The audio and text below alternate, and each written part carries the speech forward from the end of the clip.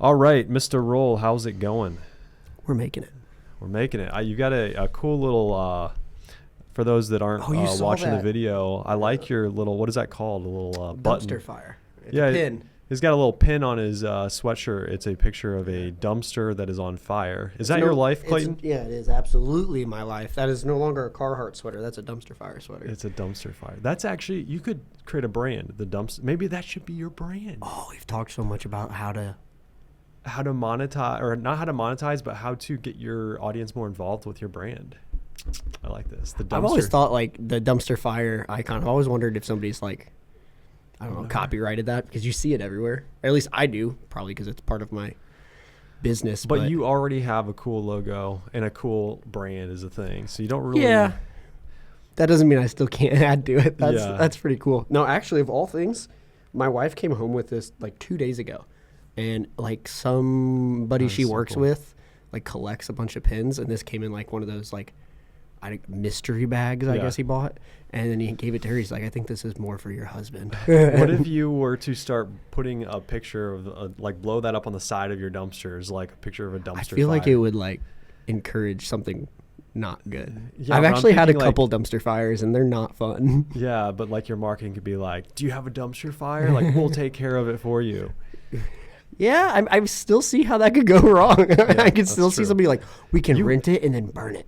Before we get into I want to hear about this dumpster fire, because I actually do remember you having one. Yeah, I had just one. Real quick, for those of you who are just tuning in here, we had Clayton on almost about a year ago. By the time I posted, it's going to be about a year, which is crazy, man. Time flies. You've been doing the dumpster business now for like, what, 4 years? You could say like almost 4 years, but really in like full-time, probably 2 hard full-time years. And then 1 year before that was kind of like this in between, couldn't decide what I wanted to do. So too hard. I just want to catch the audience up on kind of what you're doing. Tell some stories, things we're working on. I mean, everyone thinks your life is interesting. I don't know. It's not always a dumpster fire, but sometimes. Not always. Just 90%. Real quick overview.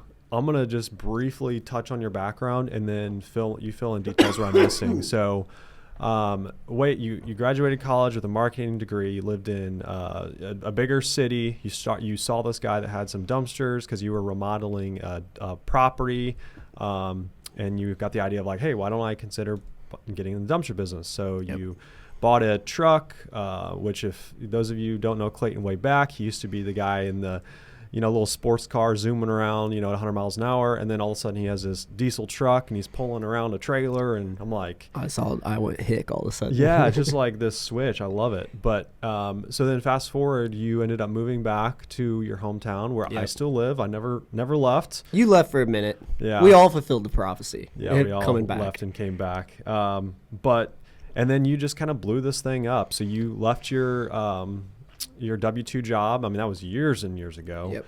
And you went pretty much full time, all in on the dumpsters and then equipment rental. Mm-hmm. Is that kind of the big overview? I mean, that's a pretty good, satellite view of everything. I mean, there's a couple things in between, but there's a lot of things. Yeah, there's a lot of just learning curves that were in between there. But yeah, in the grand scheme of things, came back home, and I think being somewhere I was familiar with really helped with my business, rather than trying to do it somewhere where it wasn't. I almost sold all my equipment then. Looking back, I mean, really glad I didn't. Yeah. But even like coming back now, it still would be probably hard to start. Like if I started in my hometown, I don't know how long if I would have kept doing it. Everything fell together really well. Do you feel like the competition has gotten harder? There's definitely guys who have popped up. I think they quickly realize if they want to do it legitimately and it's partially my fault, right? Having an audience, a channel that I like vlog everything I do, pretty much everything I do with my business. People see it glorifies it. And I try not to glorify it. I try to show the worst parts of it, but it can encourage others to want to jump in. But it's interesting because I've thought about that too. It's like sharing your life and what you're doing.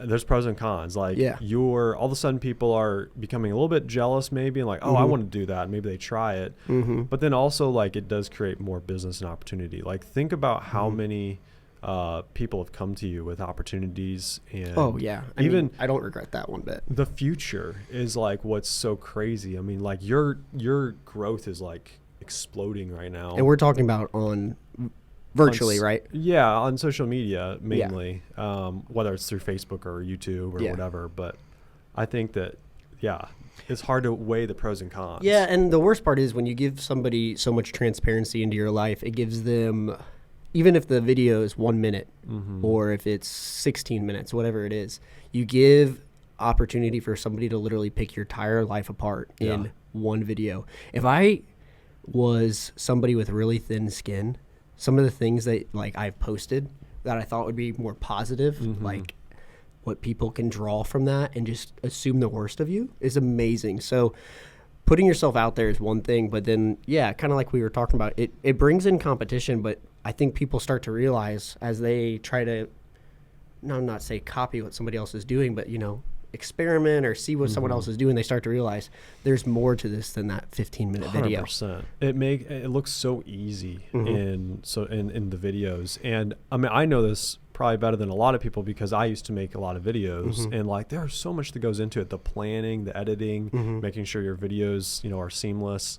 Dude, it's a lot of work. Yeah. I mean, and just not only that, in the business, my own business itself, like the dumpster rentals, it's like guys, it's funny. It's like you see so many guys that start vlogging their life. They also start a dumpster business and they start to realize like, holy cow, this is like beyond a full-time job. Yeah. And you're married and you have a kid and there's a lot that goes on along with that. And it's wild.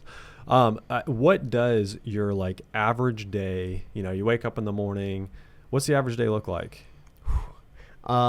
Start just to get out the door. I mean, just like, what are you doing? What's the tip? Because a lot of people, when they think of the dumpster rental business, they might not know if you're sitting behind a desk just on the phone coordinating all day. Are you actually out and about? Are you, just kind of like a brief overview, and then I'll jump in and add context. So I mean, like I get up pretty early. Depending on my wife's schedule floats, and obviously mine does too, but she floats at a hospital. I float in real life, whatever you want to call it. My business kind of revolves around my schedule in a way, but it also like inherently it revolves around my customers. So if a customer booked a dumpster, they want it like a roofer, 6 a.m. is going to be different than the day that, I have a residential drop off, and we kind of start about 8 o'clock for residential. So I usually wake up, first thing I do is get myself going, get myself ready. From there, I grab my daughter, get her ready, because most days I try to have her ready to go. So if my wife can take her, she can. She can take her to daycare, get that taken care of. It doesn't always work out that well. There's things that get in the way of that. Sometimes she worked until 11 o'clock and is waking up to go to work at 7 o'clock, which I don't even know how that's really allowed, but it happens. And so, I have to kind of fill in those gaps. Then I get myself going. I make sure I get on my tablet pretty much immediately in the morning. And I'm like, okay, I got to get my driver set up. Let's get his route going. Because all the dumpsters can come in the night before, and I could be like reorganizing, having him the perfect route. And then some dude from Napide who was working a 3 a.m. shift is like, oh, yeah, I can book on rollingoperations.com or rollingops.com, and I can book it online. And when they book online, they pay. So it's not like I can ignore it or put it off. I have to then reorganize the whole schedule. So usually about 6 a.m. or sooner, I am getting that situated. So when he shows up to work, he's good to go. And then I can kind of fill in the gaps for the rest of the day. It sounds kind of like our campground where it's like a game of Tetris. We're playing Tetris with campers and like shifting around, this camper's coming in, so we got to move this one here, do that. You're doing it with dumpsters. It's like a continuous game of like, how do we make this the most, efficient? Feel free to take any call because I can always cut this out. No, I cannot take. Do you know how many? So every time you start a business, man, the amount of. Is this a spam call? Yeah, I mean it says it is, but what's worse is a lot of them come in real now. So let's talk about that real quick. I mean, so right now you're still getting all the phone calls. You're still funneling up. That's something that I think Clayton and I are both trying to figure out. As we work, to grow our businesses is like delegation. Oh man. And there's certain things that are so hard to let go of. For instance, like that is the not top of the funnel. Your social media and all that's top of the funnel, but that's it. answering the phone is like super important. It's like one of the most important things. Oh, yeah. And the worst part about it for me is I'm the secretary, I'm the coordinator, and I'm the salesman. And that's before we even start getting into the truck and then what I do when I'm in the truck. You're also the mechanic. Yeah, I do a lot of that stuff myself. And that's more of a, I think I still enjoy that. Yeah, I think it's kind of weird. I've got a good friend now that really helps with stuff and kind of makes my life easier. Trevor. Yeah, Trevor is an awesome guy. He started his own company. He kind of just came out of the woodwork, somebody I knew from the gym, but then my driver Keegan has known all of his life. So it's kind of weird. It's like I'm kind of the middleman of that while they have known each other for a long time. So it just works out really well. He's a huge help. He's donated his time, helped, whatever it is, and it made my life way easier. Is that interesting though? Like you look at people come out of the woodwork like when you need them. It's and oh man, you nailed it there. I am the luckiest unlucky person. Yeah. Like my life will like start to fall apart, and then just in like the nick of time, things start to fall together. And I just don't know if that's a personality thing where it's like I'll find the answer, or if it's like that's the epitome though of your life, because you're the type of person, I've witnessed this for the last 10 years, of like you jump out of the plane and then build a parachute. That's a good way to put it. So it's kind of like you're like, well, let's just pull the trigger, and you get overwhelmed. I know you get overwhelmed. I get those phone calls from you once in a while, but somehow you figure it all out. And the worst part is I'll make a phone call to somebody for some advice or try to talk it out, and I've already made the decision in my head. Normally, You're just have to verbalize it. Yeah. And even if they confirm my worst fears, I'm like, nah, I'm not going to listen to you. And then I just do it my own way. I mean, that goes to show like your gut instinct is a lot of times the best thing to fall back on. Yeah. I mean, it hasn't let me down that often. I mean, there's always little things where I'm like, ooh, could have done that different. But the grand scheme of things, the big picture, things have worked out. So back to the day in the life. So like, you get out, you get your day scheduled. So right now, the way that you have it structured, you have a main driver, and he's driving for you pretty much all day long. Yeah. So you get a phone call that says, hey, this dumpster's full. You're now working with like a software called Docket or something. Docket. That has been, and I won't plug here very much, but like that company has been awesome. That was the biggest change I probably made that made a pretty significant difference, where I was like, man, I have been doing this way too hard. And I tried to like, not replicate what Docket did, but I tried to streamline. I noticed the one thing about the dumpster industry, just like a lot of industries, is it's been the same for 20, 30 years, where it's like you call, sometimes they don't pick up. Person on the phone is normally really rude because they know you need the dumpster. There's only a select few people who could do it, or at least there was in a while, way back when. And you're gonna order through them either way. I was like, I don't want to take the phone calls. I want people to streamline, order it online, have all the information they need, pay, all that stuff. And I tried to build that myself, and it worked. The end user, it worked. For me, it was a nightmare. Yeah. Like, it was so clunky for me to make it look good for them. Yeah. So then to get this from Docket and everything streamlined on my end as well, it's like they book it, they pay, they sign the contract, and that's before the driver even shows up. Yeah. And I don't have to send emails. It's all automated. So that has been awesome, and it's made my life way easier. And that's literally why now I walk around with a tablet. Yeah, so you pretty much would live on that thing. Oh, yeah. And so now I can, like, rather than trying to figure it out on my phone or check my calendar, I can, like, drag and drop tasks for him and for me for the day and coordinate months in advance. It's been pretty – the biggest test is I'm headed to Hawaii.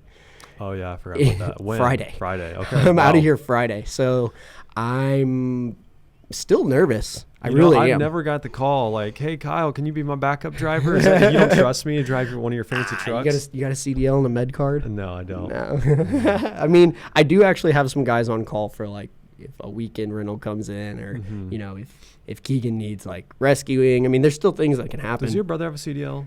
My brother does not have a CDL. Okay. He owns a FedEx route, so you would think that he does. But those guys, do they have to have CDL? So he has to have a med card because it's DOT, which is so Is that short for medical card? Med card is a medical card. It's basically like a physical that basically says you're fit to drive. Okay. You're not having like seizures or there's no restrictions. Should have one of those. You would think, yeah. I mean, it's funny. It's kind of like, you do the eye test at the DMV. Yeah. It's like that, but then they do everything else that a physical involves just to make sure you don't have any anything that's basically going to have you pass out at the wheel or unable to being steer. That's like your full-time job. Yeah, being that, and you're usually driving something pretty heavy. I think my brother's, most of his trucks are like right on the brink of being CDL, or they're pretty far under, just depending where. I mean, he's got 15 different trucks, so they're all a little different. Man, we need to get Caleb in here sometime. Getting him to talk. Caleb on a podcast. I bet he would. I bet he'd open up. Yeah, I think that'd be so interesting. I need to get a third mic, and we have like a three-way conversation. His life. Okay, so I showed you. So sorry to tie this all together. Back to my YouTube channel. I've shown Caleb on my YouTube channel. Yeah. And it's always kind of like my channel where it's not always like a really positive thing. It's like something went wrong. And I think one of his trucks was off the side of the road. Yeah, and that was wild. That was rough, man. That was like only one of the 4 that went off that day. Big ice storm came in. It was a nightmare, right? But he just kind of keeps his head down, just keeps moving. Yep. And he's just not as animated about it. Yeah. So he's getting that done, and then we get back into one of the trucks, and I'm driving, and I said in the video, I'm like, at the end of the day, I look at my life, and I say, man, this, something's going wrong, whatever, but I'll call my brother and just see what happened to him, and it'll be 10 times worse, and I have nothing to complain about. So at the end of the day, at least I'm not Caleb. And then some subscriber sends me, I found out who it was, and he found me on YouTube originally, but we've become pretty close friends ever since. But he sends me a shirt in the mail, and it says like Rolling Operations on the front of it, and on the back it says, at the end of the day, at least I'm not Caleb. Yeah, that was epic, dude. That's so funny. It's so cool that people send you stuff like that. It's not the first thing either. I've had a couple guys send me like hats with my logo on it. Some with theirs. Shop? Is that? So my shop does not have a mailbox right now, and the post office over there has complained. What's really frustrating is there's a mail slot in my door that people can pay with like their bills, but they refuse to like go in there and drop stuff in the mail slot, which I kind of get because they're the big mail trucks that go by, but at the same time I'm kind of like, I don't, whatever. Yeah. But they've told me that like within the last month or two, like 100 and something packages have not shown up to my shop. Like, wow. And so then I'm like, well, what do you do with them? What do we send them back? I'm like, okay. You should probably figure that out. I know. Because honestly, I mean, I'm sure a lot of it's junk mail. But I do need to set up a way to get stuff over there. That would be interesting. I mean, I want to get more to the social media side here in a little bit. But just kind of like give people an overview. One thing that, I think a lot of people assume by your YouTube channel that you have, hundreds of dumpsters and well, those that watch you regularly would know that you don't. No, but I think the thing that people need to realize is like the way you have capitalized on the market is like you are so much more efficient than the big guys, and you move dumpsters like twice as fast in terms of like the turnover of them. Yeah. And why? So like, why did you go with that model versus kind of like you rent from a big company, you get a dumpster for 2 weeks, and I mean, is there a reason why that you went with that route? Absolutely. I mean, it benefit to me and to the customer, right? Because the way I looked at it a long time ago was nobody needs a dumpster for 2 weeks. I mean, I'm not gonna say nobody. There's some people who would like it to sit there and kind of piddle through stuff and throw stuff in. But I was like, they're literally just paying for days and days of dumpsters they don't need. So my thought was if it was a 3-day rental, which is probably our most common option. I don't really want anything out longer than a week. Okay. But if it's a 3-day option, I can give it to them at a cheaper price, which means I get it back faster. So of course my ROI might not seem as high because it's not sitting there for 2 weeks. Yep. But then I get to take that and then I get to flip it to somebody else. And that exact idea came out of like real estate for me. Like it's kind of like leveraging the equity. I look at the equity as time, if that makes sense. Are you following me? Like it's like that's time equity that I can then take and move to somebody else. Yeah.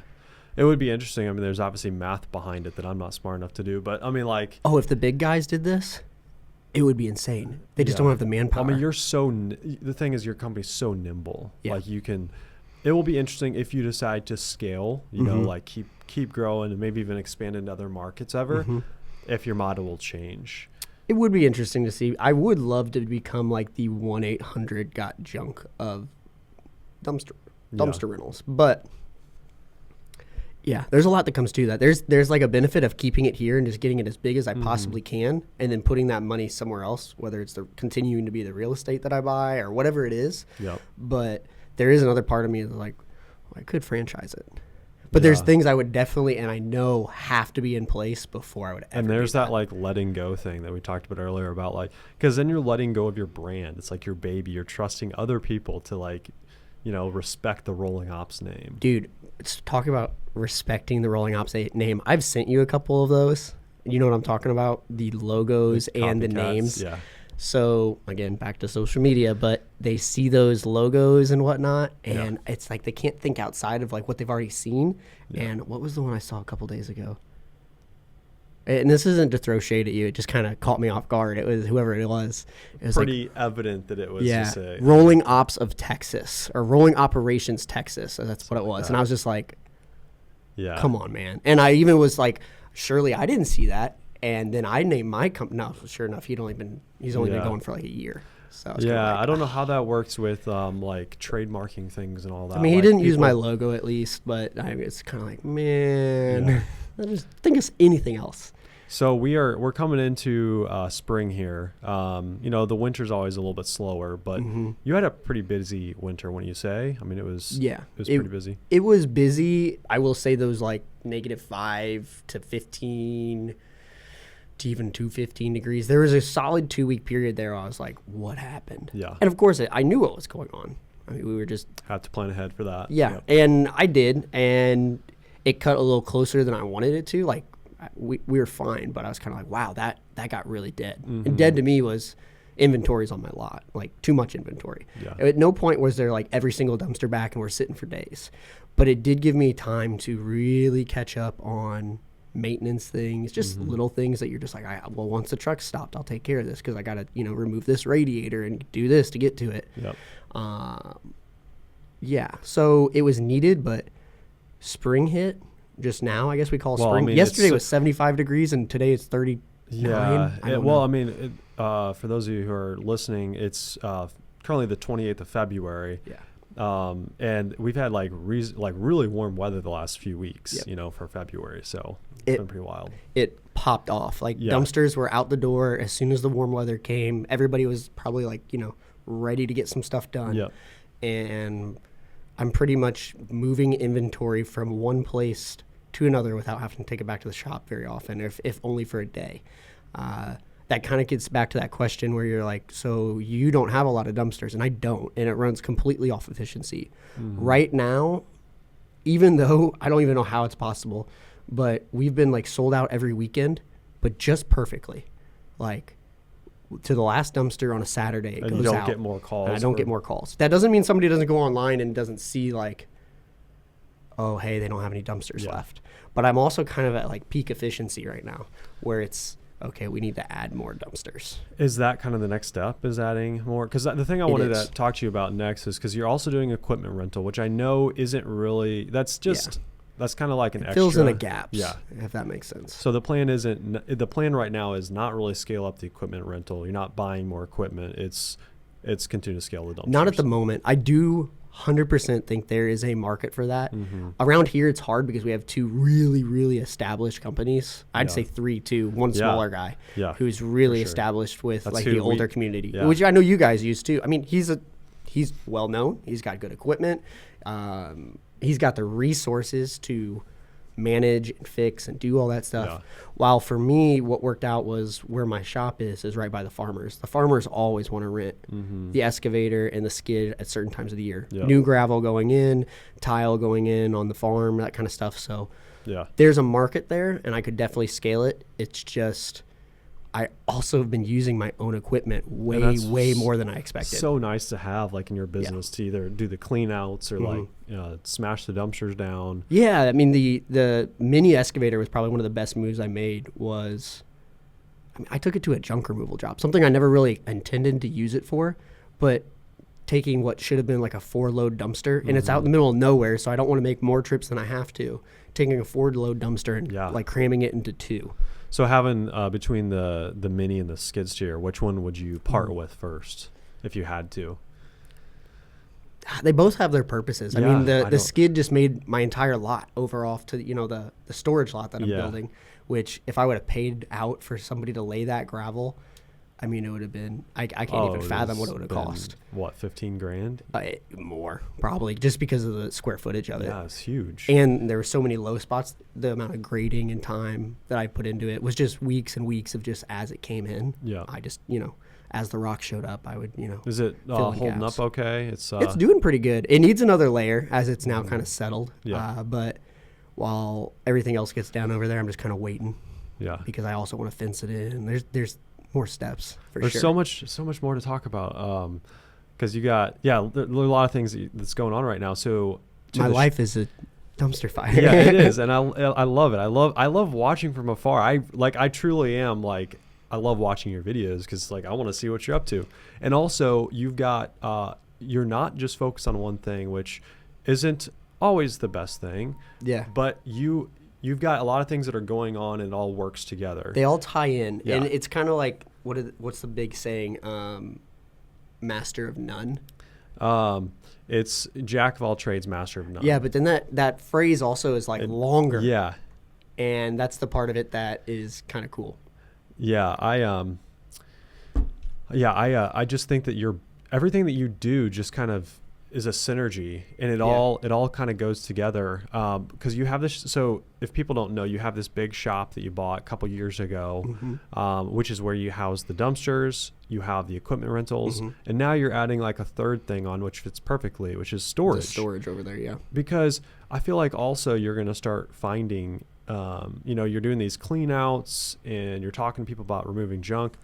The storage just makes so much sense. Like, Absolutely. hey, I've got this storage facility at my shop. I don't know if you would help them relocate it, but It depends. I mean, there's a service for that, obviously. I mean, mobile storage is another thing that we kind of do. We have a few boxes around that literally people I haven't seen. I mean, they've been gone for 2 years. The Yeah. box, and a check comes every month. that's crazy. I forget about that business too. Like, dude, you've got so much going on. Yeah, but it's kind of like what you said. It's like I could hyper focus on one or two things and probably blow them up better. But it's like all these synergies come together and it works. But am I being as peak efficient as possible? I don't know. Yeah. It's I mean, kind of there's a give and take. So I know that in my business, I'm not at that peak efficiency. If I was, I would literally be on the phone and on a spreadsheet all day long. Yeah. And I'd be outsourcing everything else.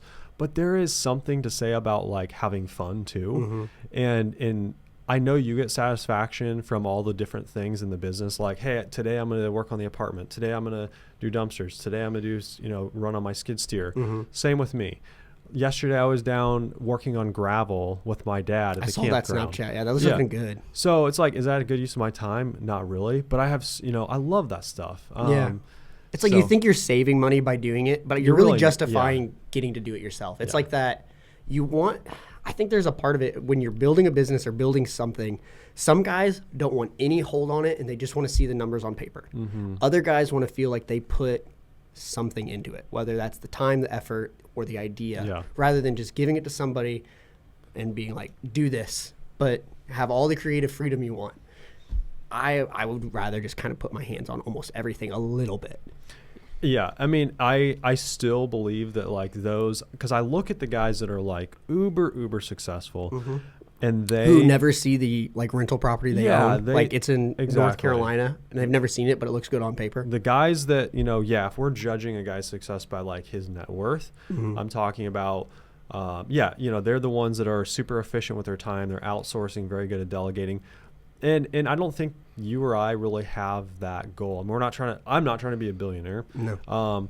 I'm trying to do really well for myself. If it happens, though. Yeah, if it happens, I'm not going to say no.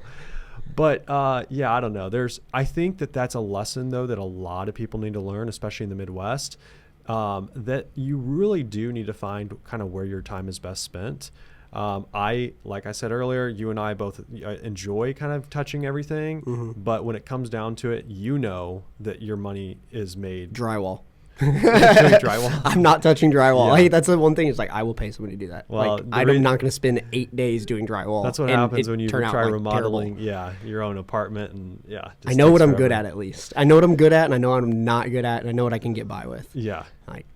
Exactly what you said. Just like you just got to find your balance. Yeah, find the balance, find what you're good at, make the money, and then you can touch the different parts of the business, but I just see too many people who are trying to do 100 different things.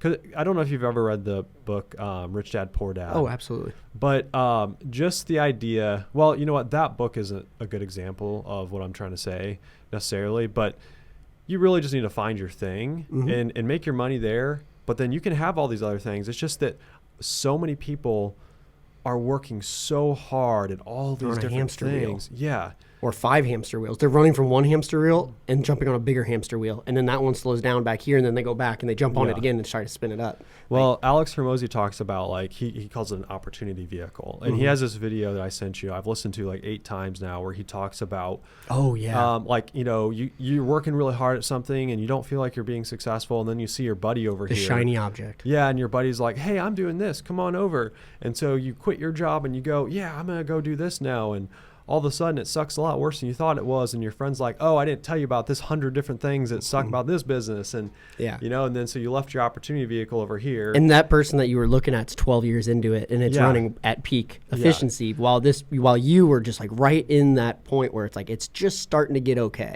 but you want something new. I know I'm rambling in this. I got to tie this all together. It's just, I guess my whole point is, like, you need to find something to somewhat focus on.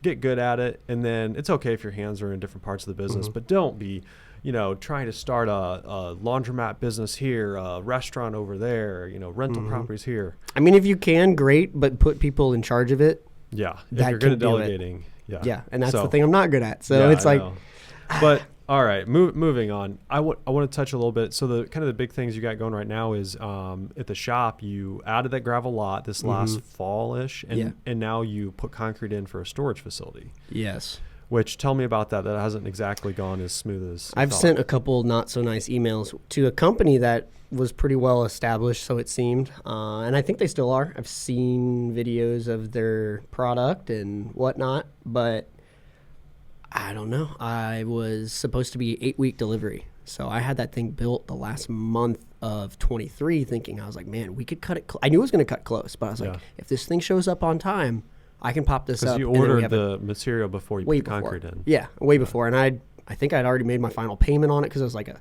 3 payment, whatever, to get it, before it was shipped out. And of course I took a loan on it. And it's not a big loan. It's not crazy. It's more of my experimental pad anyway. What size is the building?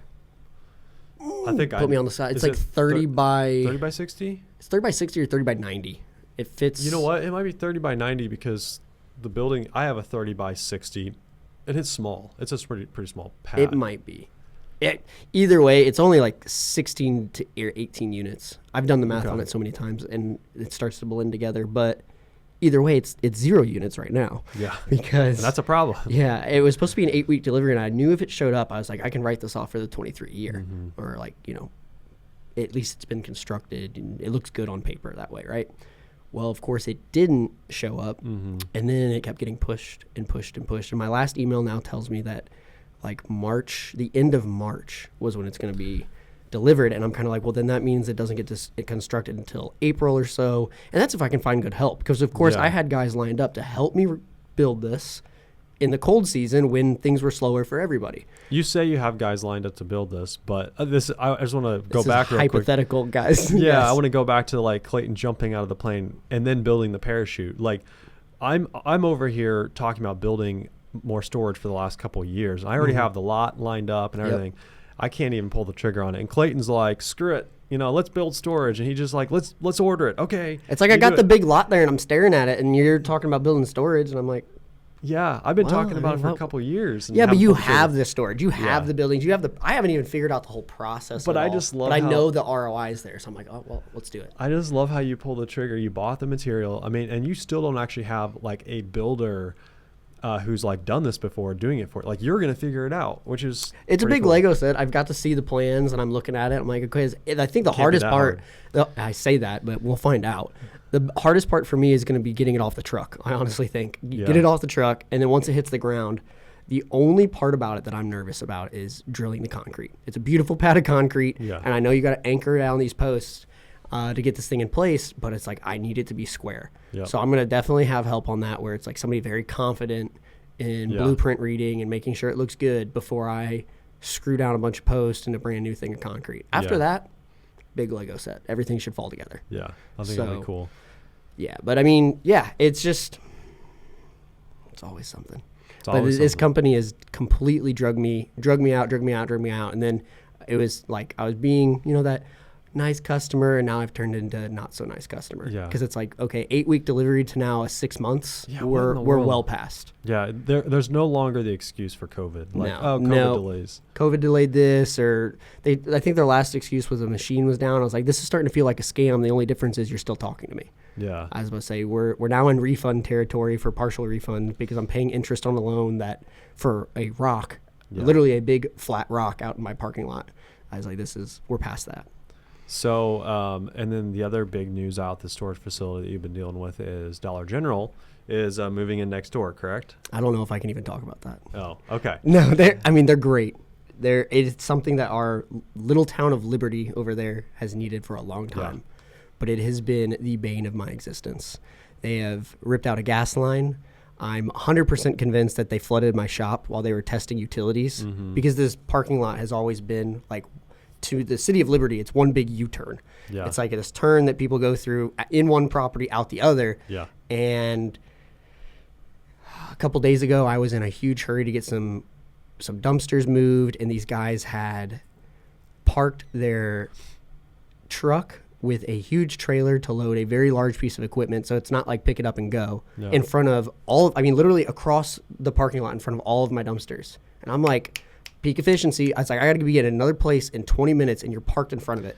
I lost it. Can you? I would have lost it too at this point because I know what you've been through. Is it? Could you string up a temporary like? I barrier or have. So you know fence? those concrete blocks? Yeah. I've definitely thought about it. I've got a bunch of them on order right now. Actually. I need a bunch of them for another project, and I thought about getting them ordered, having them sitting there. I don't even care what they look like. I don't Yeah. care if they're chunked. I don't care if. But they're, even if it was a temporary, just like a string across or like caution tape. or something. even putting them like right in front of my. I think honestly, if there's caution tape in front of them, they would go right through it. They don't care. But I want to put them there, and then put my excavator somewhere nearby where if Yeah. like I'm showing up, I can get in my excavator and then I can move these blocks. That's how well past I am in being Man. reasonable, because I show up to my shop. There's trucks all over. Some of the contractors have talked to me and they kind of like have like some unwritten permissions to be there. I know them, they're local, but some of the others that kind of just show up, leave their trucks, they go on a lunch break, they come back, they're still sitting there. I'm like, you have Yeah. like no common sense. The common sense aspect of it is just completely gone. And yeah, There really just doesn't. they seem to almost be- tore down the building, or they didn't almost tear down the building, but they had it set for demolition. So Your building. my building, my address, the name of my company on the piece of paper from 411 marked, set for demolition, and they're marking the utilities all over my property. And that's exactly how I think the water got turned on when they were testing it, not realizing it wasn't even the water for that. It was Yeah. for my building, not the other one. I mean, What in the world? it's been a nightmare. And so, yeah, I blasted. Actually, I got it influence. I made a video about it, and I wasn't necessarily like, I try not to be a whiny baby, but I was just Yeah. showing like, this is what we're dealing with over here. Yeah. And when I did, I got a call at 11:30 at night. And it was probably the weirdest call I've ever gotten, YouTube related. I get calls from YouTube every day. That's crazy. It's We'll talk about that later. yeah, we'll talk about that later. But I get a call almost every day from YouTube. But this one got me fired up. 11:30 at night, I get a phone call, and it's from the same area code as the guy who actually I'm dealing with over at Dollar General. Because even though Dollar General has been a huge pain in my butt, there are subcontractors there that are doing the work, and some of them are really, really reasonable people. Yeah. Are on my side of like, stop. I've showed up to the shop before, and one of the subcontractors was renting one dumpster, and the other subcontractor shows up and throws into another dumpster. So now I have two dumpsters on my lot, and I had put them on the edge of my lot so they had some room. Yep. They'd filled two dumpsters, and of course I needed one of them to take to another customer. Yeah. So just another thing. But anyway, one of the contractors have been great to work with, some of them not so much. But in the midst of all this, I made a video about like just the experience we're having, and when that happens, I think somebody saw it that might have worked on the job, because the same contractor's area code but a different number calls me at 11:30 at night, and in the background is my voice. It's my video playing in the background. Yeah. And it's like, it must be like phone right up to it. Like, yeah. Hey, we saw this. Or whatever the message was. I don't know. But I'm Hopefully like, it was just some like kid prank it call. could have been. It could have been just it could have been a person who just watched it and just wanted to show me. The amount of weird calls I've gotten is incredible. But this one wasn't just weird. I was like, I felt like somebody was sending me a message, and I was like, come at me, man. I don't care. I don't care. Yeah. And so it's me, and it's for like 2 minutes. And finally I went, yeah, man, that's me. You want to talk about it? And I was like, I was trying to be respectful, because I was like, I don't know who this is. And of course, then I send a message like, hey, how can I help you? And then I call them back. They pick up, silence. They just listen to me. I'm like, hey, is there anything you want to talk about? So annoying. And then I just hang up, and then I couldn't sleep that night. I was so irritated. I'm just laying in bed. I was at my wits. This whole project is just driving me nuts. Well, hopefully it was nothing. Yeah, we're done talking about. Yeah, we're done talking hopefully about Dollar that doesn't General. happen. Yeah. So other news, you've got so not only are you doing the dumpsters and all this stuff, the storage, you're building this little real estate empire on the side as well. Yeah. So you got a couple different rental properties, potentially looking to expand. Yeah. What is your why buy real estate, I guess is my question. My retirement fund at the end of the day. I mean, it isn't. That forced savings account. Yeah. It's my wealth generating thing. It's like dumpsters, as profitable as it seems, as profitable as it might be, at the end of the year, one or two things is going to happen. I'm going to I am going to have my like profit here, but my expenses here. I'm going to be at zero. I mean, at the end of the day, I'm going to be at zero. Or I'm not going to be at zero, and I'm going to pay a crap ton in taxes. And I made that mistake 2 years ago, where I could have bought a whole new truck. Yeah. And people are like, just take cash. You can only do that so much before you get yourself in a lot of trouble. And I know personally a dumpster guy who did do that. Especially when you're trying to scale. Very public Yeah. about what you're doing. Yeah, too. public, and also you can take cash as payment, but like that is not efficient. No, and to be honest, it's like I want to sell the business one day. It's going to be hard to, but how can I sell the business and say on paper, here's what I make, but oh yeah, by the way, you can take this amount of cash, and it's okay. Like nobody's going to believe that. So, and from a scaling point, it's easier to scale if you just document everything, show everything. And at the end of the day, I'll just pay a crap ton in taxes where I could have just bought a brand new truck. So there's that, right? So instead, I take a lot of that profit and I also put it into the real estate, which is why pretty much, I'm not saying my goal is every year to buy another piece of property or buy 5 pieces of property, but every year I have been trying to like last year I focused a lot on the storage lot. Interest rates were crazy high. I'm like, it doesn't really make sense right now to buy anything new. So I'll just develop something I already have. Yeah, and that which just is made smart, sense. super smart. So it's like I started the framework for that. Clearly still working on it this year. This year interest rates are trickling back down a little bit. So there's always an opportunity. Even at high interest rate, there's opportunity. You just have to find it. I made a found one this year that I'm going to look at a little closer actually this week. So that is kind of my forced, you're right, forced retirement, forced savings. That is going to grow the wealth of rolling operations rather than the dumpsters that kind of just cash flow everything. That's your cash generator, and then the real estate is like, the investment. It's how you're holding equity more or less. I mean, the thing I like to think about, every single month when you're making a mortgage payment, some of that is principal payment. So you're paying down that loan. So every single amount, or every single time you pay that principal payment, you're becoming that much more wealthy. Yeah, it's just a net worth aspect of it. It's like I have an idea in my head what I want my net worth to be at 30. Are you when you turn 30? I turn 30 like in 10 days or something like that. 10 or 11 days, I think. So I turned 30, and that number is just so dirty to me. I don't know why. I've struggled with the idea of 30. And I know people are going to laugh at this, like, oh, you have no idea what you're talking about, dude. You got your whole life ahead of you. I don't know what it is. I had goals ahead of me by 30 or by 31, really. And some of them definitely seem obtainable, but I'm going to have to like double down to get there. So yeah, I mean, I love goals. I love setting goals. It is interesting. I mean, I think you need goals. Yeah. I've hit like some of my big ones, like, cause I just turned 30 in January, and like I hit my goal, but it's like, it's almost like, okay, I just need a bigger goal now. Yeah. You just replace it. You're never satisfied. You're never satisfied. It's never enough. And that's one thing I have to learn at some point. I'm not going to say I have or I will, but I have to at some point learn to be content or comfortable. And somebody said it really great once to me. They're like, you need to find your place where you hit that goal and you're like, okay, I am happy with my life where it is. Anything that happens from this point is just extra. And like, just you accept it. It's like, I'm not going to purposely try to push myself from 1 million to 1 billion.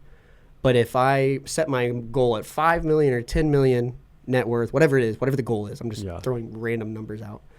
It's like whatever I get to past that is just a blessing. Yeah. But I'm only going to just like push myself as much as I need to, but not to the point that kind of you and I are now where we're like full throttle.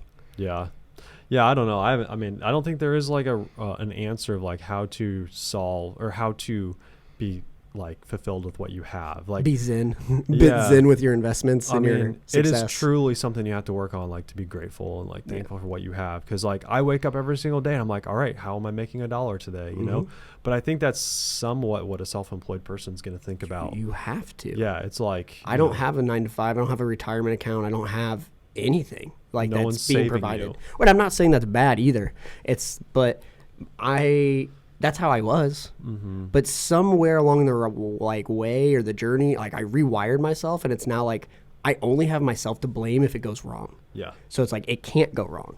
It can go better, it can go worse, but it can't go wrong. I have to wake up and every day, even after a bad day, and be like, okay, what am I going to do today to solve the obvious problem of just literally surviving? So I know this is kind of a hard question. I'm sure I asked this in the last podcast, but I always like to ask, like, if you could just like forecast like maybe 5 years out in the future, what does your life look like? I mean, is it about the same? It's just you're doing more of everything. Is there anything crazy that you haven't told us that you want to add? I mean, are you going to start building rocket ships or something, or like the next Elon Musk? No, I can say that I have like a limit somewhere. I don't know where it is, what it is. Well, your wife has a limit too. Oh, of course. Yeah. Just like probably yours does and every other man. Like if you want to keep a good relation, like my wife is incredibly tolerable of me because there are some decisions I've made where to the outside person hasn't run the numbers or thought the idea through for days and weeks. And one of the other things is, I'm sure you do it.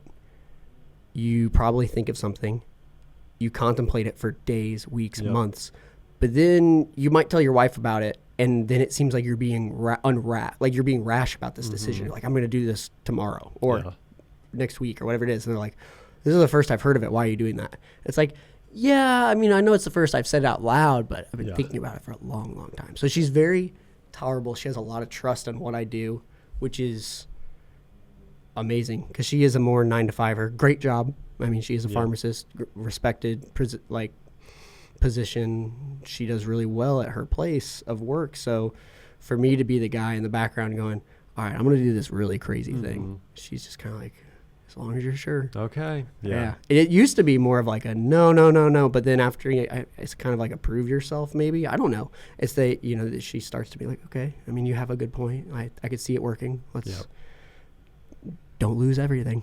So back to the question. So 5 years from now, it's nothing crazy. You're not like thinking of starting maybe another business. It's pretty much just keep scaling, keep buying real estate.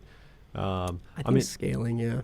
I think scaling is the goal, but man, having a kid, you've done it too. Thinking about that. Yep. I mean, you and I are on a really weird, we do completely different things, but our life has been like literally since 8th grade, our life has been like, kind of, it's maybe the age thing. I don't know what it is, but I'm not going to say in sync, but you're scaling your business very quickly, really cool stuff, but I'm scaling mine. And then, kids or marriage, kids. Yeah. Yeah. It happens quick. Real life kicks in outside of business. Priorities shift very quickly. Yeah. I've always told myself, and this is a really horrible way to think about it. But it's like, what would my life be like without a child? What would my life be like without a wife? And I think it'd be miserable. I think I'd be absolutely miserable without my wife and without my child. But you know what's interesting is you don't know that until you have one. Yeah, Right? exactly. Before I mean, The Bachelor is probably like, oh, I don't want to get married, blah, blah, blah. Yeah. And it's like the amount of comfort I have from just coming home and having like, you know, people that love me, respect me, you know, help me cope with certain things, even when I don't want to talk about certain things. It's awesome, even though this has literally been the longest year of my life, or like the hardest / longest year of my life for multiple reasons. But yeah, I mean, 5 years from now, I kind of just want to be comfortable scaling, but comfortable. I don't want to be hyper stressed. And I feel like I've gotten better. I really do. Even as my business grows, I'm not nearly as hyper stressed as I used to be. And that might be, people say more money, more problems, but at the same time, more money, more solutions, because I can solve things a little easier than before. It's like I'm down to my last $5. What am I going to do? Being stressed about money is in my mind, one of the worst things. I mean, money's not going to bring happiness, but it does, like you said, solves problems. It does make, I forget how the phrase goes, but yeah, it does make life easier. Yeah, and when I say money, more money, more problems, I don't even mean more money in my pocket. Because at the end of the day, I don't feel like I've gotten wealthier. I've gotten more comfortable, but it's like a lot of the money just goes back into the investments, back into the work. A lot of people see the outside perspective and they're like, oh my gosh, he has all this stuff, all this, you know, like all this equipment. You know, the guys who follow like my YouTube channel, they're like, he has all this equipment. He's either in a whole lot of debt up to his eyeballs, which I kind of laughed at that one, or, you know, he just has bukus of cash. And it's like, you know, it's kind of maybe a split, but all the money essentially goes back into everything. So it's like more money, more problems to solve the problems. Yeah. That's the way. I mean, you know how my business has been. It's just like, money in, money out. Money in, money out. Like really, but it makes it easier when the money's coming in to go out rather than money out,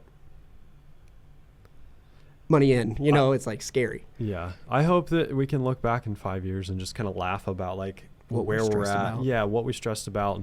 I mean, I've heard people say that like life doesn't ever become less stressful. You just learn to handle it better. 100%. I mean, if you put us, you know, like back in high school, if you dropped us in our life we live today, I'd punch myself in the face. I mean, we would die just with the level of like stress and what you deal with. And, I mean, the things you deal with, you know, with the family life, with the having a baby. No, when you say that, I wish I could go back even 2 years or 5 years or 10 years. And whatever I complained about then, I would smack myself. Yeah, exactly. I mean, just like I had no concept of reality. And I'm sure, and like you said, in 10 years, it's going to be the same way. But I would look back at myself and be like, you have nothing to complain about. Yeah. Get ready. And we still don't.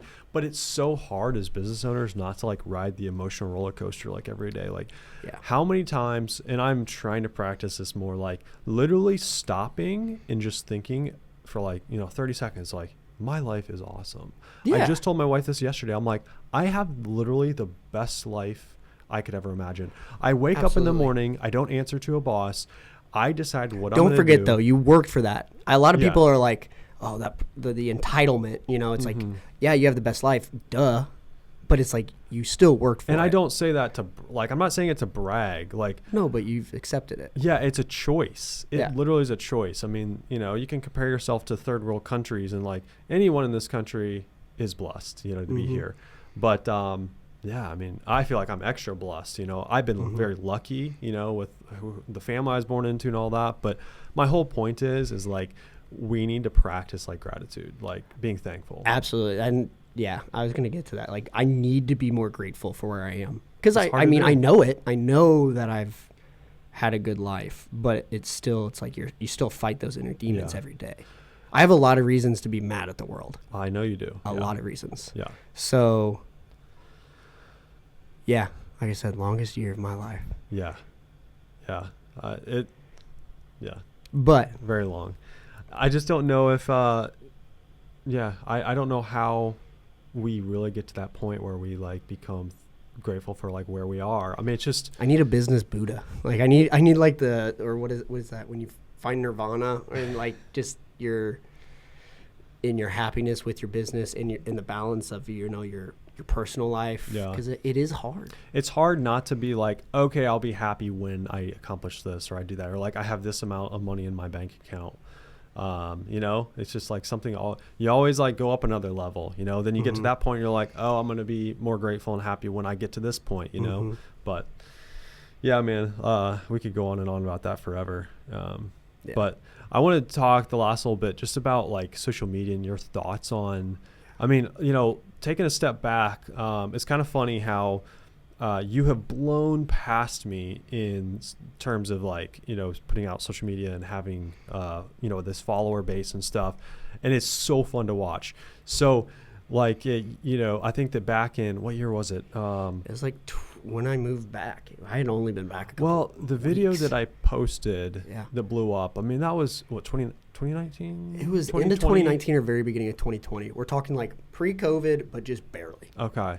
So that's how probably some people who are watching this found you is, you know, I posted this video. I think it's still the #1 dumpster content video on YouTube to date, and it came from you. It was just so funny because like all I make is like real estate content. But make this random the algorithm video. hit. I know, you know, so this video blew up. I told you like, dude, you need to start a YouTube channel. It's 100% thanks to you. There's no doubt. Well, you know, that's come with that. My attorney hasn't sent you the document yet. That's going to start asking the partial dividends. Yeah. Hey, I deserve 25% of this.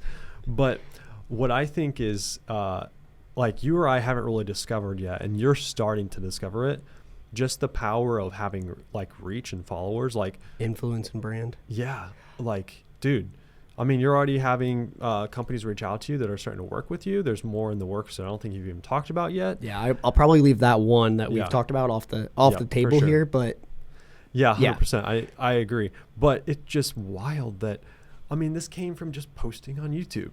Yes, and I could talk about this for an entire podcast by itself, but because you're I won't say obsessed in a bad way, but like I'm learning. In deep now about like how. So background for me, when I went to college to then become a trash man, I was in school for marketing and advertising. And that was literally my degree is marketing and advertising. But one thing that we really didn't talk about a lot in college, maybe it was just the college I was at, was branding.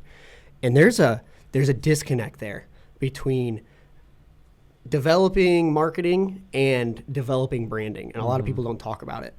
But learning more about becoming a good brand is so, so important.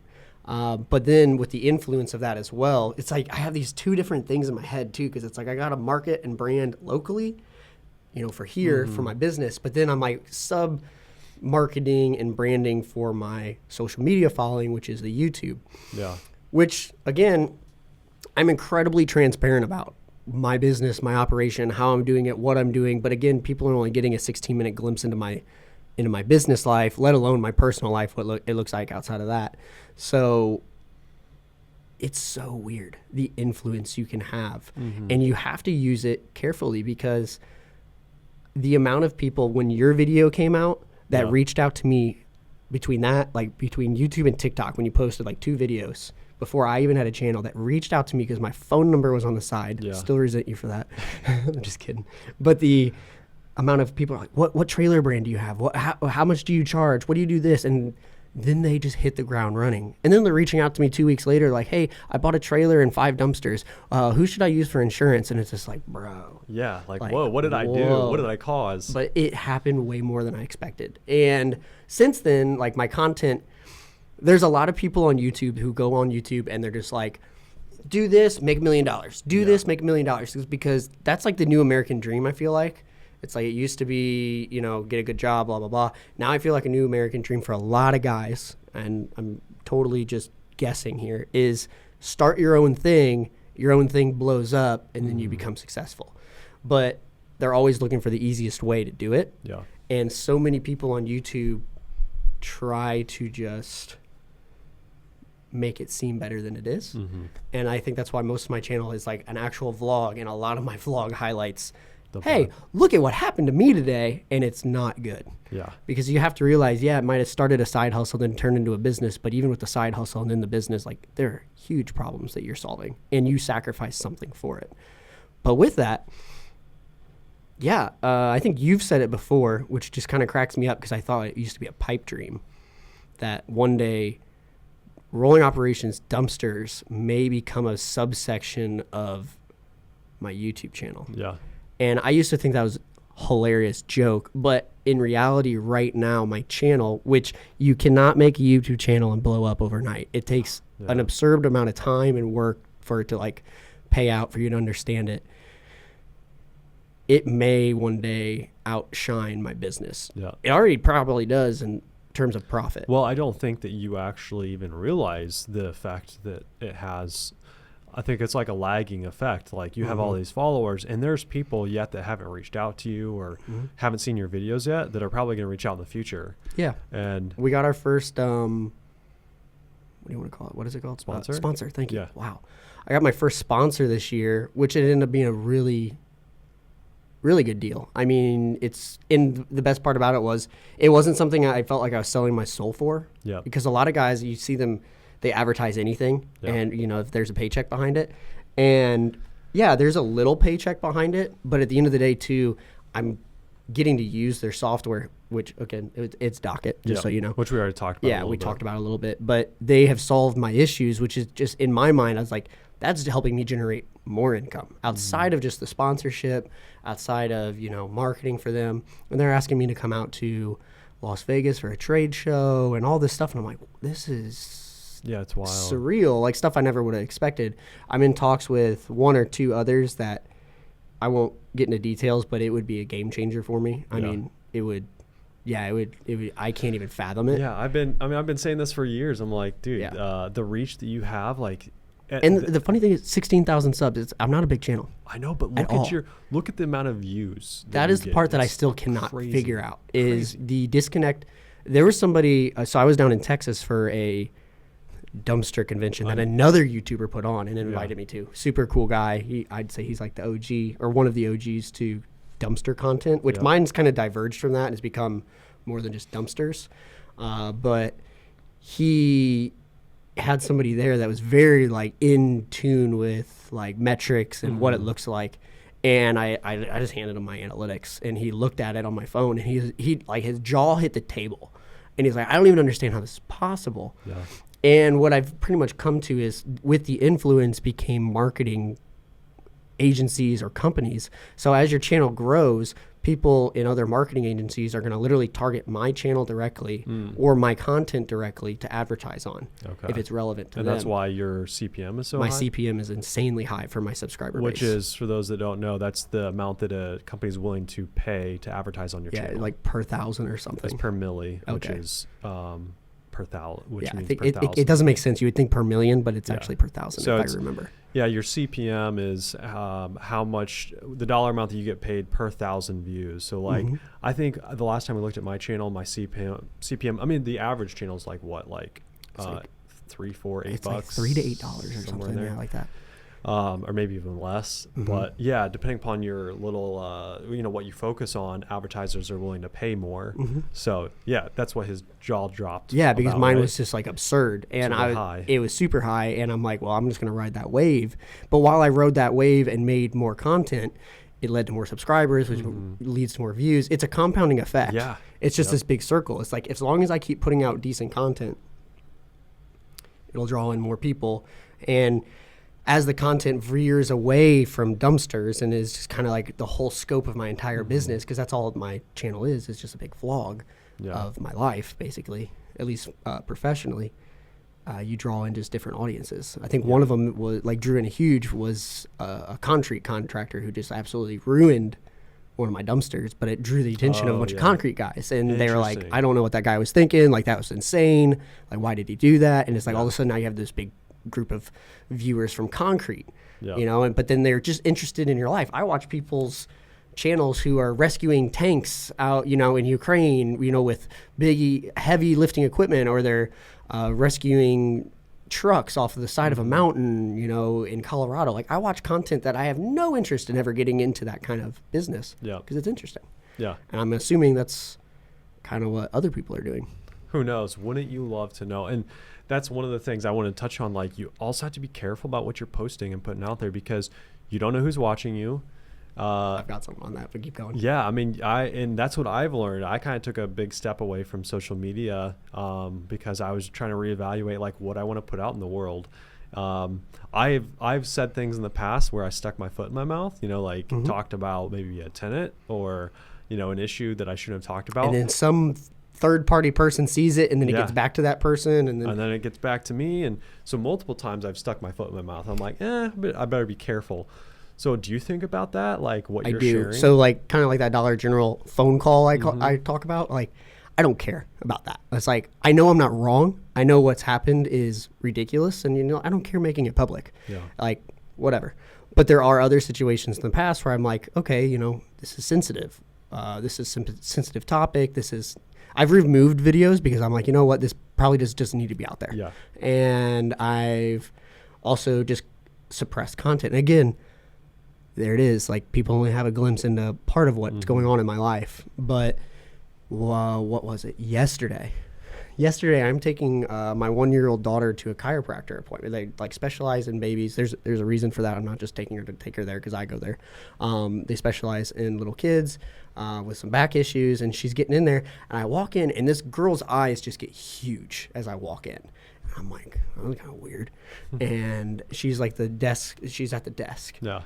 Turns out like she's super nice. I'm filling out the paperwork. I'm just chatting. Yep. And then she goes, yeah, my fiance and I watch your channel every night. And I'm like, hilarious. What? Dude, that's wild. I was like, but that's a local. I didn't, for the longest time, I don't think a lot of people locally watched other than, maybe close acquaintances and friends.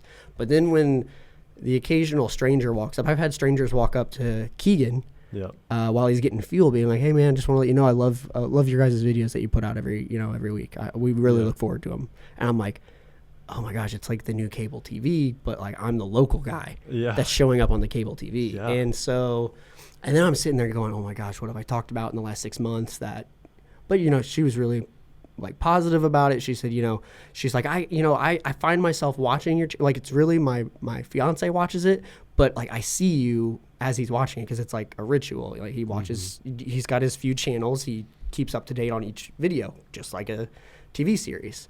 And she's like, when you walked in, like I recognized, like your glasses, your face, but it's weird to see you like not in your truck. And I was like, wow, this is surreal. And it's happened a few times now. I've had people literally stop me from out of town. I was at a go-karting race. Yeah. And that guy that I met at a go-kart, I was racing in a race, and he comes up to me, he's like, I know you. And I'm like, okay, how? Like thinking like, one of my uncles who's there racing or something. Yeah. He's like, you have a YouTube channel, you run dumpsters. I'm like, oh man, yeah.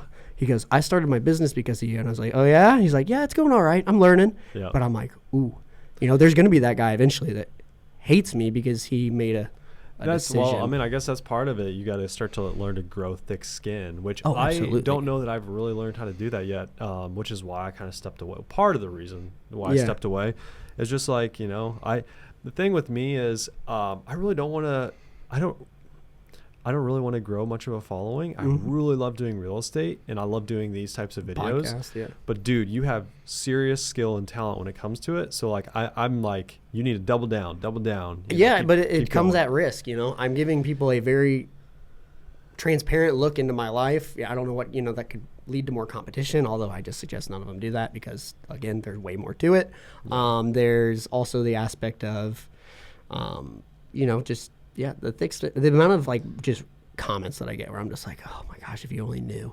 Yeah. I'm just like, well, whatever. You have to just brush it off. Otherwise it'll just eat you alive. Yeah, for sure. So yeah, there's a balance of trying to go viral and just trying to like make good content because you like to make good content. Like, yep. I think staying consistent is the biggest key that I've seen from you. Cause like I'm not consistent, but you're like pretty consistent. What is it like once every 9, I'd say like 9 days, 10 days. There's usually a video that would drop, but yeah, there's days where it's every 3 days, but it's like, that's the other thing about my content. It's like, I'm not trying to like just make videos. Yeah. I'm not trying to make videos just to get views or to do it. It's like, as something comes up that's worth talking about, there's countless days where I started to make a video and I'm like, this sucks.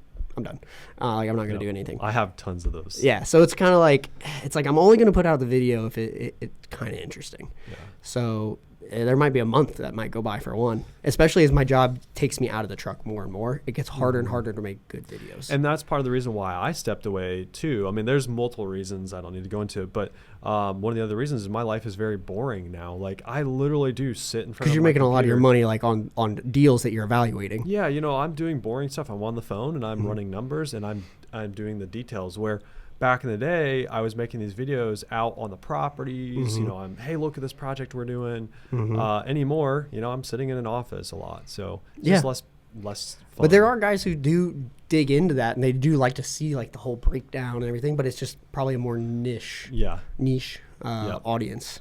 Yeah. So I think that what I would love to see you do is figure out how to delegate more of the content. I don't know how you would do it because there's such a personal feel to your channel. Yeah, because literally a lot of guys are like, I just don't have the time to do it. I don't have the time to do it. Or I don't have the equipment. I don't have the equipment. It's like, this is actually my new phone. I got a new phone. Yeah, it's like, not cracked and ruined and broken.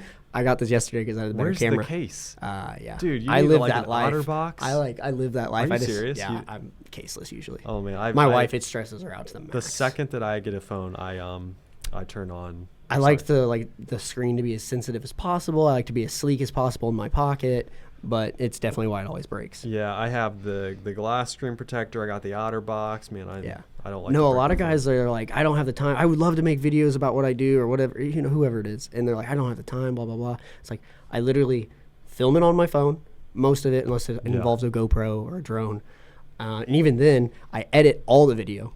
All the video is edited on my phone in like an app, which is free. And I cut it together, or download other videos to the phone if it comes from a GoPro, put it all together, uploaded it onto YouTube, and that's how I've always done it. And I've gotten better and better and better. The quality is, I think, in my opinion, gotten way better. For sure.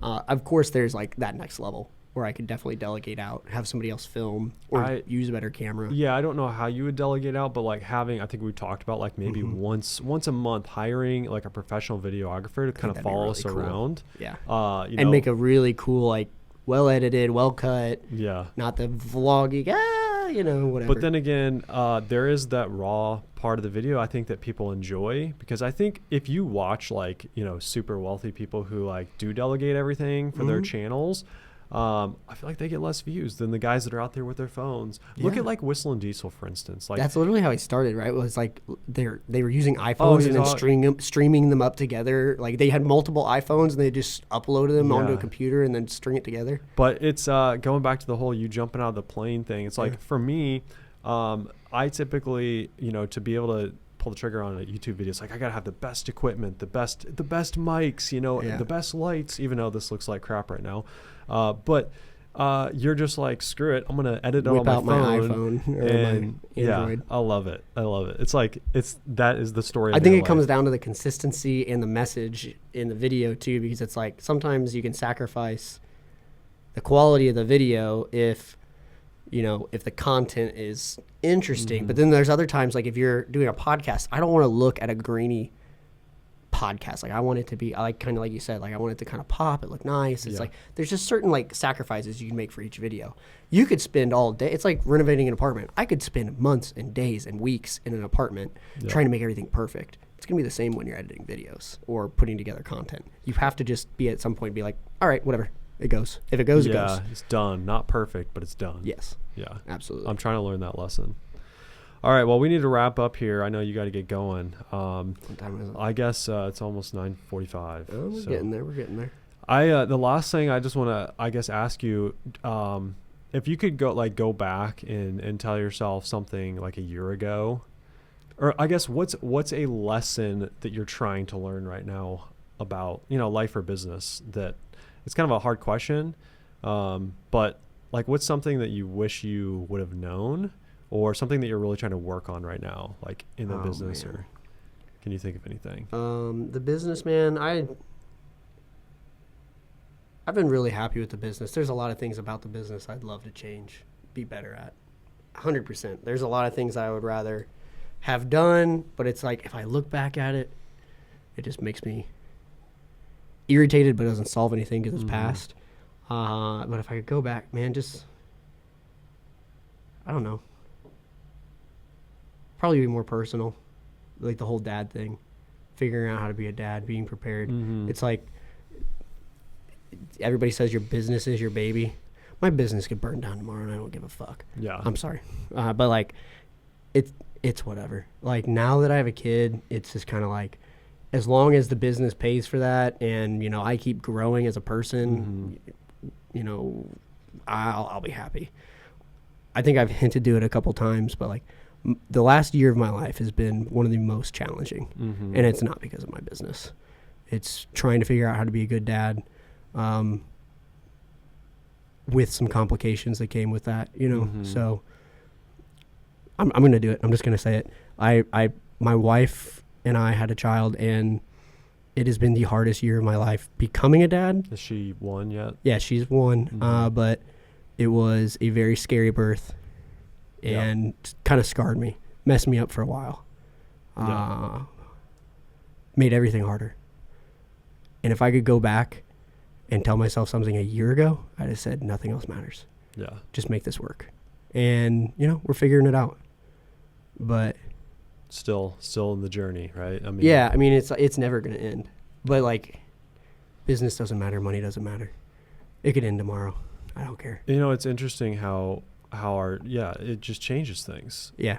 Your perspective changes. Like there's nothing, again, those that don't have a kid or haven't experienced that don't understand. Yeah. But then you add another level, like what you're dealing with on top of it, of just like, life is super real. Yeah. I mean, I know what you're going through, or I don't know what you're going through. But a good portion of it. But but like I haven't experienced it to the level that you have, just dealing with the just the different changes you're going through and stuff. And so, oh man, it's heavy stuff. Like you don't realize how heavy it is until you have a kid. And like, oh.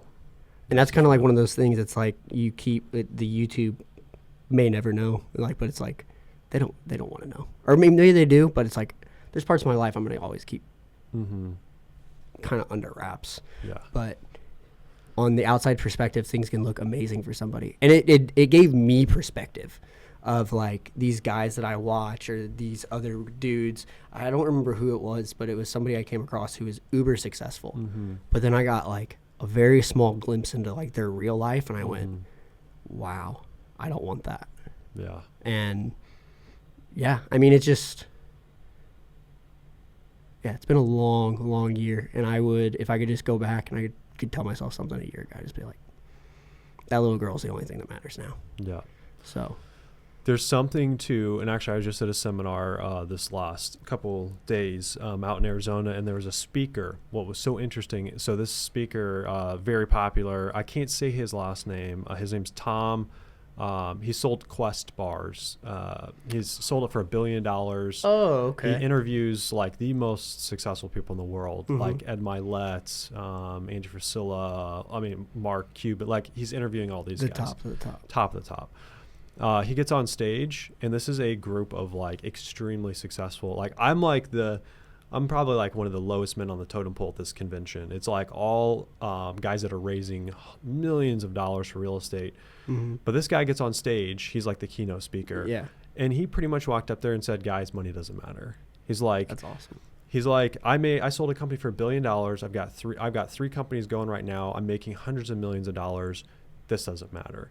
What's really interesting is he doesn't have any kids. And he said, is that like one of his biggest regrets or something? Well, I don't know about that. I think he talks about it in some of his episodes. I don't know that he can have kids. Yeah. I think there was maybe medical complications. But he stood up there and said that there is nothing more important than you'll get more fulfillment by having kids than making money. And he hasn't even had kids. And I'm like, that's wild that he's able to draw that conclusion. And I don't want to like throw shade at people who don't have kids or made that decision not to. Or couldn't, that can't. And that is a really sensitive topic, Yeah, I didn't realize. Hard to talk on that. I know. I should close my mouth now. No. You're good. You're riding the line. Yeah, I really feel for the people, that are trying and can't. But it was so interesting hearing him say that like you get more fulfillment from seeing your kids grow up than you will making hundreds of millions of dollars ever. Yeah, I think that just also comes down to a family element too. I feel for guys who have fallen out with family, and I don't think they sometimes realize what they're. And you know what? hard-headedness both ways, whatever it is. But at the end of the day, I've seen people come together in family literally right before death, and it's like, but you just sacrificed 10 to 20 years of your life to like forgive each other. Relationships are everything. And that's friends and family. If you can't let go of something, or you can't see somebody else's perspective, and you're only looking through like that looking glass, you can live a miserable life. Yeah. If you're sitting on your deathbed, I doubt you're going to be like, I don't care about the apartment that I wish I made another $1 million. Yeah, you know, it's not one bit. The only thing money-wise that I'll regret is if I just didn't leave enough generational wealth for everybody else. Or if you when I didn't, leave. and if you didn't take care of your family the way you Yeah, did. if I only took care of myself, like if I was buying myself Lamborghini, like I would love a Lamborghini. Like don't be mad at me. I thought you wanted a GTR. I want a GTR, yeah. Okay. I want a Lamborghini too. All right. But like it's like you have to prioritize though. It's like I could have done that stuff. Like you can get a loan for anything, or you can pay cash for anything. But priorities become important where it's like I got to take care of certain stuff first, and your family's in your background. It's like my success isn't it doesn't seem self-serving to me. It might to others, but it's like I want my success to live on past me, whatever that is. I don't know what it is. Part of it's the YouTube. I want people to like somebody else see my channel and it changed their life in a positive manner, whether it takes them in a different direction or whatnot. My wealth, I hope, is passed on, but you're right. And whatever I make isn't going to matter in the end. Hopefully it helps somebody else in my family tree later. Yeah. But I'll never go, man, I really wish I would have bought that one apartment deal. Yeah. That didn't happen. It doesn't matter. Nope. It's a wild journey we're on. We're figuring it out. Raising a family, building businesses. It's a lot of fun. Mm-hmm. It is fun to do it with guys that are kind of on a similar path. Yeah, it is. I think the synergy and just the, you can kind of vent to each other. I've become much closer with like 2 or 3 guys, that you being one of them, that we all kind of had kids around the same time and we're kind of all figuring it out, because I think that's important to find a group, because you'll see, though you can be as close and great with some of your other friends as possible, there is definitely a disconnect of like, our lives are not in sync anymore. I would love hanging out with you, but no, I can't hit the bars and hit that bachelor party train 3 days in a row. And that's okay. That to the bachelors, or to me, 10 years ago, like thinking like, I got to stay home on a Friday night with my family. Yeah. But like, I get joy out of that now, They're coming home and taking my shoes off and hitting the couch and watching Miss Rachel with my daughter. It's like, whatever. This is nice. Yeah. All right, we're going to get out of here. This is fun. Hour and 20 minutes we're rolling on. Hopefully they watch it. Yeah. we drew on there, but that was pretty good. What could we have them drop in the comment if they watch all the way through? Let's say here, vote down below if you watch all the way through this. Should Clayton buy a GTR or a Lamborghini? I don't know if he actually is. You said a Lamborghini, right? Yeah, I just threw a random one out there. Okay. I don't know now. So this could be 10 years down the line. I don't know, but one of them, I actually just started looking up supercar information. I will buy a supercar one day. Okay. But I want it to actually appreciate in value. So maybe buy like a have somebody throw out your collector car. What car can you buy right now that you think will be worth bukus of bucks later? That would be interesting. That's what I want to hear. Yeah, we'll see who drops comments below, but obviously, guys, if you haven't followed Clayton, his channel's Rollingops on YouTube. You pretty much, that's primarily your place where you post stuff. That's pretty much where everything is posted, yeah. Which is smart. Facebook's local for the most part. Yeah. Cool. All right, guys, we're out of here. Thanks for watching, and we'll see you in the next one. Have a good one.